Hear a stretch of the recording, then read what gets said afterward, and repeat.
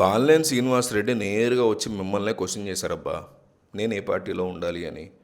జనసేనలోనే ఉండాలి, మళ్ళీ వైసీపీకి వచ్చేయాలి. ఈ రెండిట్లో ఏది మీరు సలహా ఇస్తారు ఆయనకి? Simple question. నేను సబ్స్క్రైబర్స్‌ని అడగట్లా, ఇంకేం అడగట్లా. నా కోసం, మా టీం కోసం, ఈ వీడియో కోసం కష్టపడుతున్నటువంటి మా టీం కోసం, నా కోసం ఒక్క కామెంట్ ఇవ్వండి. బాలినేని జనసేనలోనే ఉండాలి, వైసీపీలోకి వచ్చేయాలి. మీ రాజకీయ అనుభవాన్ని, మీకున్నటువంటి ఐడియాను ఉపయోగించి ఇంకా పెద్ద కామెంట్ వేయగలిగితే పెట్టండి. కానీ ప్రతి ఒక్కరు మాత్రం కామెంట్ చేయండి. ఒక 1000 కామెంట్లు టార్గెట్ పెట్టుకున్నాం. దయచేసి కామెంట్ ఇచ్చి వీడియో చూడడం కంటిన్యూ చేయండి. బాలినేని శ్రీనివాసరెడ్డి ఏ పార్టీలో ఉంటారు, ఏంటి అనేది రాజకీయంగా ఆయన వేస్తున్నటువంటి అడుగులు ఇప్పుడు అందరినీ ఆశ్చర్యానికి గురి చేస్తున్నాయి. ఆయన ఎటు వెళ్తారు ఏంటి అని దాన్ని బట్టి.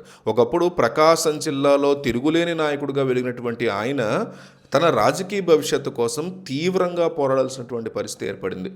వైసీపీ అధికారంలో ఉన్నప్పుడు జిల్లా మొత్తం తన కన్సర్న్లు నడిపించినటువంటి ఆయన 2024 ఎన్నికల తర్వాత తీసుకున్నటువంటి నిర్ణయాలు ఇప్పుడు ఆయనకే ఇబ్బందికరంగా మారాయి.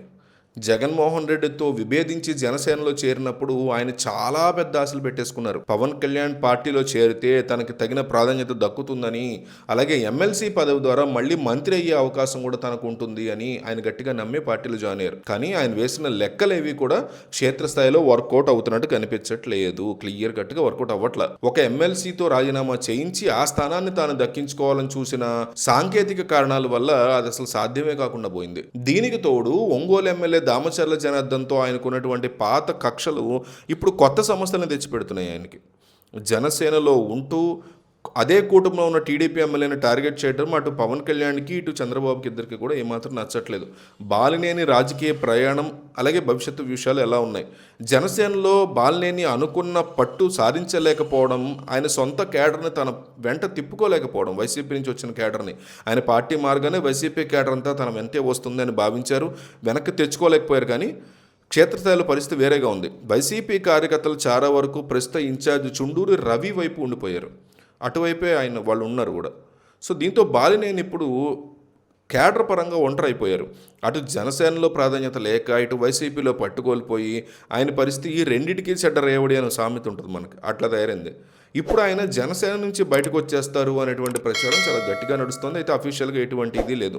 ఆయన కుమారుడు ప్రణీత్ రెడ్డి వ్యవహారం కూడా ఆసక్తికరంగా మారిందని చెప్పుకోవాలి. ప్రణీత్ మొదటి నుంచి వైసీపీ పట్ల సానుకూలంగా ఉన్నటువంటి వ్యక్తి అయిన, తండ్రి జనసేనలో ఉన్న ఆయన మాత్రం వైసీపీ నేతలతో టచ్లో ఉంటున్నారు అనే పుకార్లు అయితే జిల్లాలో స్ట్రాంగ్గా ఉన్నాయి. నిజమేంత వరకు తెలియదు. త్వరలోనే ప్రణీత్ జనసేనతో బయటికి సంబంధం లేకుండా వైసీపీలోకి వచ్చి త్వరలో యాక్టివ్ అవుతారనే పుకార్లు కూడా నడుస్తున్నాయి.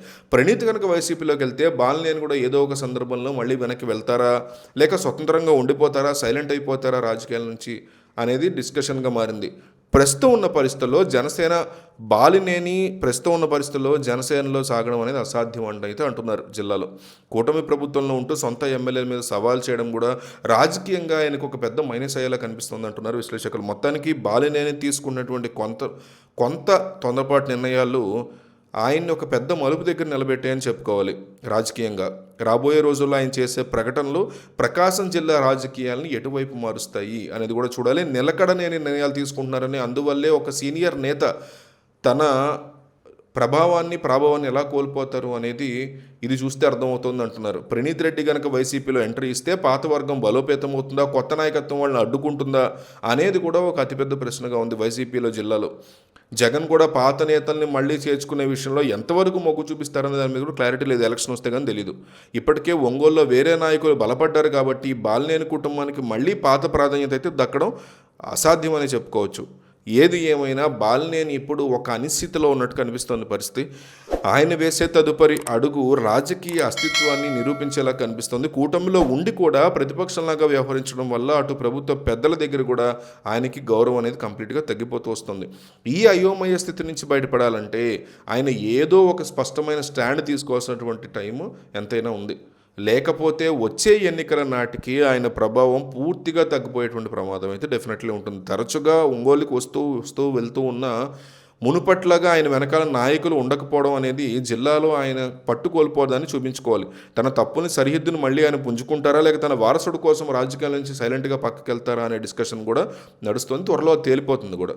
ఎంతో అనుభవం ఉన్న నాయకుడు ఇలాంటి చిక్కులో పడడం అనేది నిజంగా ఆయన అభిమానులు కొంతమంది ఉంటారు కదా, ఆయన కూడా అభిమానులు, వాళ్ళకి కూడా ఇది చాలా నిరాశకు గురి చేస్తుందని చెప్పుకోవాలి. సో బాలినేని జనసేనలో ఉండాలా, వైసీపీలోకి వచ్చేయాలనేది ప్రజలు డిసైడ్ చేస్తారు. ఖచ్చితంగా ప్రతి ఒక్కరు కామెంట్ చేయండి.